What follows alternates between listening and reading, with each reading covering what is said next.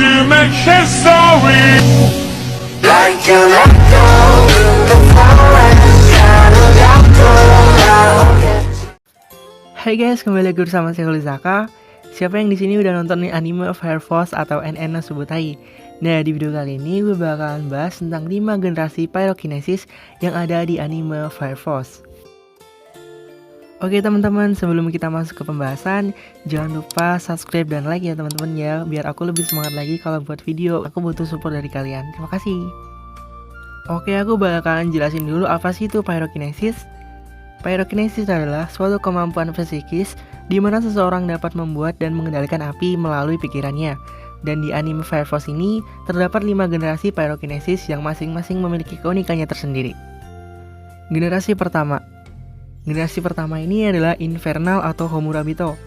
Generasi pertama pyrokinesis sering disebut juga dengan Daiichi Sedai, adalah fenomena seseorang yang menjadi korban pembakaran secara tiba-tiba yang merupakan penyebab kematian paling didakoti oleh orang-orang. Homurabito atau Infernal adalah ancaman yang paling berbahaya bagi kehidupan manusia.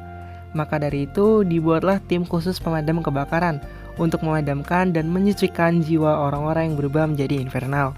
Infernal ini tidak akan pernah bisa mati jika tidak disucikan teman-teman. Jadi saat seseorang berubah menjadi infernal, dia akan mendapatkan kekuatan yang spontan. Namun kekelemahan infernal ini adalah di bagian intinya, tepatnya di bagian dada. Jadi untuk membunuh infernal ini atau manusia api harus diserang di tepat bagian dadanya. Oke, kita langsung masuk aja ke generasi kedua atau Daiichi Sedai. Daiichi Sedai adalah orang-orang yang bisa beradaptasi dengan pembakaran manusia spontan dan diberkahi kemampuan untuk memanipulasi dan mengendalikan api mereka. Mereka biasanya mempunyai ketahanan terhadap api dan mempunyai fisik yang kuat.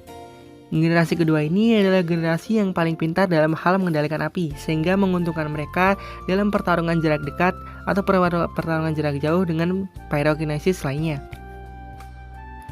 Oke, kita langsung masuk aja ke generasi ketiga atau Daisan Sedai.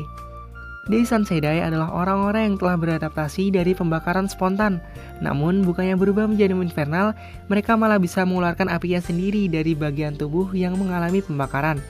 Karena kemampuan yang unik ini, mereka biasanya menjadi seorang finisher atau executioner di pasukan pemadam khusus. Kemampuan pengapian atau Haka no Ryuku ini hanya dimiliki oleh generasi ketiga. Tidak hanya mengeluarkan api dari bagian tubuhnya, kemampuan ini dapat membuat api dari benda, contoh katana atau pedang yang dimiliki oleh Arthur. Namun, kelemahan generasi ketiga ini adalah overheat karena mengeluarkan kekuatan api yang terlalu banyak. Dan jika setelah overheat namun terus dipaksakan, mereka bisa mengalami penyakit abu. Oke teman-teman, sekarang kita masuk ke generasi keempat atau Daion Sedai. Daion Sedai adalah orang-orang yang bisa atau mampu membangkitkan Adora Burst dan juga bisa terhubung dengan pendeta suci atau evangelis melalui Adolaling. Saat terhubung dengan pendeta suci, mereka bisa mendapatkan berkah atau divine protection. Setelah itu, generasi keempat akan mendapatkan kekuatan yang sangat luar biasa sehingga bisa meniadakan hukum fisika.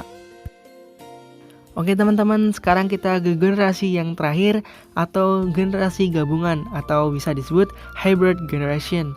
Ini adalah orang-orang yang memiliki 2 atau lebih kemampuan pyrokinesis. Contohnya, kapten kita yang paling kuat, Shimon Benimaru. Dia memiliki generasi gabungan, yaitu generasi kedua dan generasi ketiga. Terus, selain Shimon Benimaru, ada Demon atau Infernal atau Oni. Ini adalah jenis Infernal terkuat yang ditandai dengan adanya tanduk di kepalanya. Oni merupakan gabungan antara generasi pertama dan generasi kedua, bisa juga dengan generasi pertama dengan generasi ketiga. Oke teman-teman, sampai situ aja videonya. Jangan lupa like dan subscribe-nya ya. Ya seperti itu aja. Terima kasih.